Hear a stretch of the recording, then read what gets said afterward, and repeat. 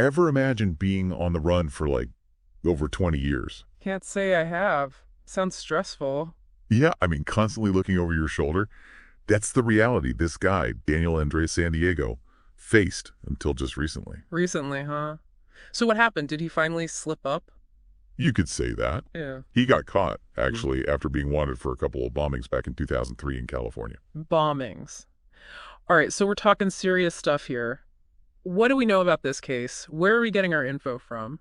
Well, we've got a bunch of news articles, official statements from the FBI, and even some court records to sort through. Sounds like a lot to unpack. This whole thing, it really makes you think, doesn't it? About domestic terrorism and how these cases are investigated.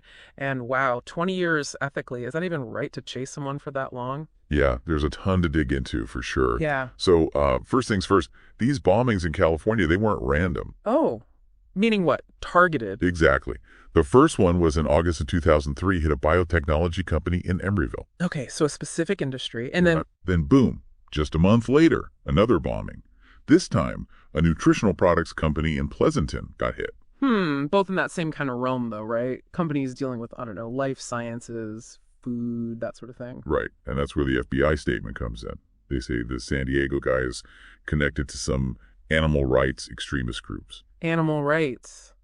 So maybe those companies were targeted for specific reasons then? But wait, hold on. We got to be careful with labels here. How do you mean?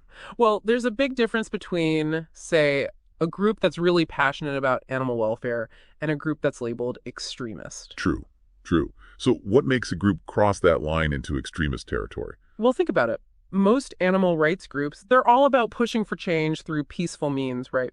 Protests, petitions, that kind of thing. But these extremist groups, they're willing to go way further. We're talking violence, illegal activities, all to get their point across. So they're not just trying to raise awareness. They're actively trying to punish anyone they see as hurting animals. Pretty much. And these bombings, one of them was a nail bomb. I mean, that sends a pretty clear message about their intentions. Yeah, a nail bomb. That's not just about making a statement. That's about causing serious harm. Definitely. That detail really gives us a glimpse into, well, a pretty dark mindset. So this guy's been on the run for 20 years, right? Mm-hmm. And then, bam, they catch him in North Wales. That's got to be a shock, right? I mean, what finally led to his capture after all this time? You know, that's the thing. The information we have, it's not totally clear. Was it good old detective work? Someone finally ratting him out? Maybe some new tech or surveillance stuff finally caught up with him? I guess we don't know yet, huh? Not for sure. What we do know is the UK's National Crime Agency, they nabbed him at a property in this pretty rural area near some woods. And get this, he already had a court appearance in London to start the whole extradition process back to the US. Wow, that's moving fast.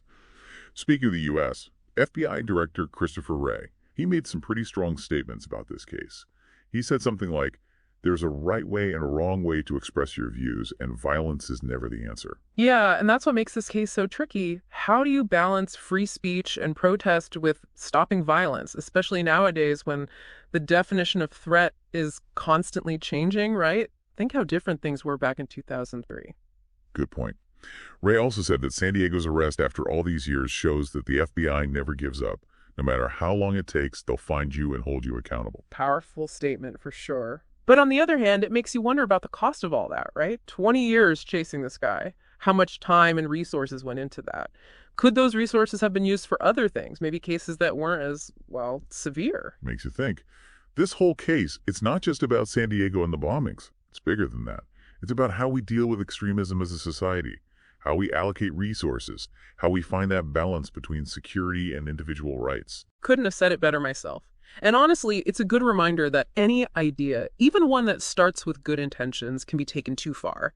It's on us to be critical, to question motives, and to really understand the nuances within any movement. Definitely.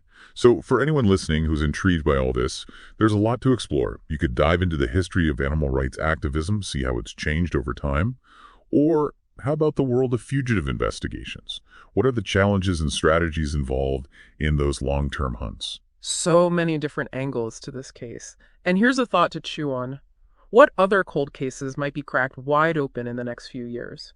With technology changing so rapidly, investigative techniques evolving, who knows what stories are waiting to be told? I guess we'll have to wait and see. Exactly. Only time will tell.